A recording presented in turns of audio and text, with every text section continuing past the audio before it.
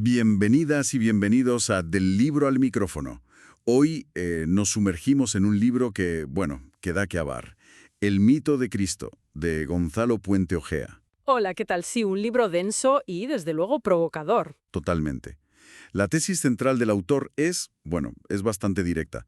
Viene a decir que la figura divina de Cristo, la que es central en el cristianismo, no es exactamente el Jesús histórico, Eso es. sino que es más bien una construcción posterior, un mito creado después de la muerte de ese predicador judío, Jesús de Nazaret.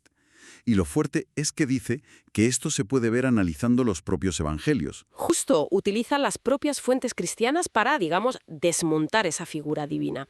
Argumenta que es una falsedad creada a posteriori. Pues esa es nuestra tarea hoy, meternos en esas ideas, en los argumentos que Puente Ojea saca de los textos del Nuevo Testamento. Vamos a ello. Vamos allá. A ver qué encontramos. Un punto que me parece clave en el libro es lo que él llama la ficción del secreto mesiánico, que sale mucho en el Evangelio de Marcos, ¿no? La idea de que Jesús anunciaba su martirio, su resurrección, pero pedía discreción. Exacto, silencio. Y Puente Ojea lo interpreta como, bueno, como una técnica literaria, un recurso. ¿Un recurso? Sí, él lo llama vaticinium ex eventu. Suena un poco técnico, pero la idea es sencilla. Es una profecía que se escribe después de que hayan pasado las cosas que predice. Ah, vale. Como para que todo cuadre a posteriori. Eso es, para darle coherencia teológica a la historia. Piensa que si Jesús hubiera anunciado tan claramente, y además varias veces, como dicen los sinópticos, menciona 3 anuncios explícitos, ¿eh? Sí, lo recuerdo. Pues si eso hubiera sido así, tan claro, la reacción de los discípulos después de la crucifixión sencillamente no tiene sentido. Es No. ilógica. Claro, ahí es donde el argumento de Puente Ojea se vuelve interesante, ¿verdad? Porque los evangelios describen a los discípulos totalmente hundidos tras la crucifixión. Completamente. Desesperanzados, incrédulos. Vamos, como si todo hubiera sido un fracaso total. Hay citas muy claras. Mateo dice que todos huyeron. Lucas cuenta lo de la incredulidad ante el anuncio de las mujeres. Juan menciona que no habían entendido la escritura sobre la resurrección, la duda de Tomás. Exacto. Y los de Emaús, que es un pasaje muy revelador, van de camino tristes y dicen que esperaban que Jesús fuera el que iba a rescatar a Israel. O sea, esperaban un líder político, un libertador al estilo tradicional judío. No un Mesías que les había dicho repetidamente que iba a sufrir, morir y resucitar. Pues no. Puente Ojea se pregunta, ¿cómo es posible que olvidaran tan rápido unos anuncios tan solemnes, tan dramáticos? Es que no cuadra psicológicamente. Entonces, ¿la conclusión del autor cuál es? Pues que esos anuncios, tal como se narran en los evangelios, probablemente no ocurrieron así, que son una construcción posterior de la comunidad creyente. Que necesitaban explicar el desastre de la cruz. Claro, los discípulos originales esperaban un Mesías triunfante acorde con las expectativas judías de la época. La cruz fue un golpe brutal, inesperado, el fin de sus esperanzas.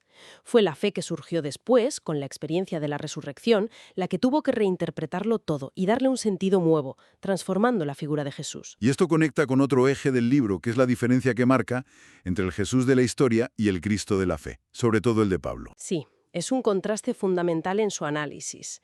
El Jesús histórico, que él perfila a partir de ciertos actos y dichos. Como la expulsión de los mercaderes del templo o la pregunta sobre el tributo al César. Exacto. Esos episodios sugieren un Jesús inmerso en el mesianismo judío de su tiempo, esperando un reino de Dios. Inminente, sí, pero terrenal, para el pueblo de Israel. Un mesianismo con tintes políticos y religiosos, muy judío. Y eso choca con el Cristo de Pablo. Choca frontalmente.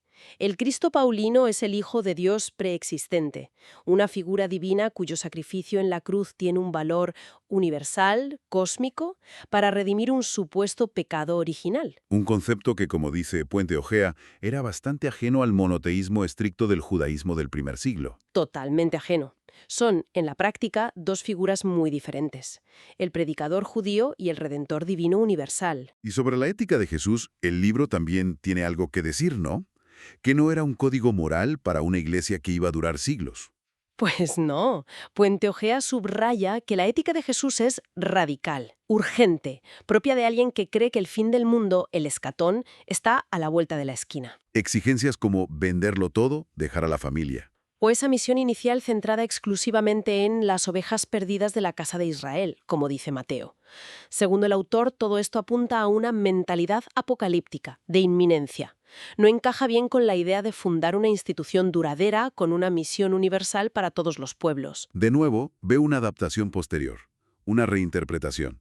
Siempre esa idea, que la Iglesia posterior adaptó el mensaje y la figura de Jesús a sus nuevas necesidades y a su propia existencia, que ya no era inminente. Llegamos a un punto, bueno, el punto central de la fe cristiana, la resurrección. ¿Cómo la analiza Puente Ojea? Pues con una mirada muy crítica, desde la perspectiva histórica. Analizan los relatos de los evangelios sobre la tumba vacía y las apariciones. Y señala las contradicciones. Muchas. Quienes fueron al sepulcro, si una, mujer, dos, varias, qué vieron exactamente, un ángel, dos, un joven, a quién se apareció Jesús primero.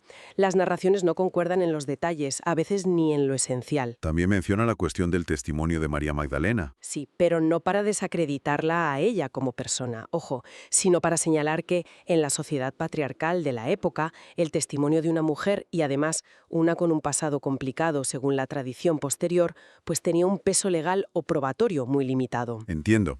Es un argumento sobre la recepción histórica de ese testimonio. Exacto. Y luego está el detalle curioso de que incluso en los propios relatos evangélicos, las personas que se encuentran con Jesús resucitado, al principio, no lo reconocen. Es verdad, María Magdalena lo confunde con el jardinero, los de Emaús caminan y hablan con él sin saber quién es. Puente Ojea interpreta esto como un indicio más del carácter legendario o construido de los relatos, como si los propios evangelistas tuvieran dificultades para plasmar de forma coherente una experiencia que, según él, fue más bien visionaria o interna. ¿Y qué dice sobre Pablo? Porque Pablo escribe antes que los evangelios. Pues argumenta que Pablo, que es nuestro primer testigo escrito, habla de visiones. Usa la palabra griega ofce, que se traduce como fue visto o se apareció. Puente Ojea sugiere que esto apunta más a una experiencia de tipo visionario espiritual que a un encuentro con un cuerpo físico resucitado y tangible. O sea, que la idea del cuerpo físico sería un desarrollo posterior de los evangelistas. Esa es su tesis. Que los evangelistas, escribiendo décadas después, intentaron materializar esa experiencia de fe, darle un cuerpo físico a la resurrección. Pero al hacerlo, crearon relatos que son inconsistentes entre sí y problemáticos desde un punto de vista histórico. Entonces, para Puente Ojea, la resurrección es... Es el corazón de la leyenda, el núcleo del mito construido por la fe pospascual. No un hecho histórico verificable, sino una afirmación de fe que reinterpreta radicalmente la figura y el destino de Jesús. Es una conclusión muy fuerte. Desde luego. Resumiendo un poco, el mito de Cristo nos plantea una separación radical. Por un lado, el hombre, Jesús de Nazaret, predicador judío. Por otro, el Cristo divino de la fe cristiana. Y considera a este último una construcción mítica posterior. Sí, utiliza términos muy duros como absurda leyenda u ominosa tergiversación. No se anda con rodeos. Queda claro. La obra al final lo que hace es invitarnos a reflexionar sobre cómo se construyen las grandes narrativas fundacionales, las que sostienen culturas y religiones. Nos pregunta qué pasa cuando el mito, la figura religiosa magnificada, acaba eclipsando o transformando por completo a la persona histórica que pudo estar en su origen. Es una pregunta que va más allá del cristianismo. En realidad, toca la esencia de cómo contamos historias y construimos sentido. Exacto. Es una reflexión sobre historia, fe, mito y cómo interactúan. Muy potente. Sin duda, un análisis fascinante y, como decíamos al principio, muy polémico. Da para pensar largo y tendido. Muchísimas gracias por desgranarlo con nosotros hoy. Un placer, como siempre. Y a quienes nos escuchan, gracias por acompañarnos en Del Libro al Micrófono. Si quieren seguir la conversación, explorar más análisis como este, ya saben, nos pueden encontrar en nuestras redes sociales.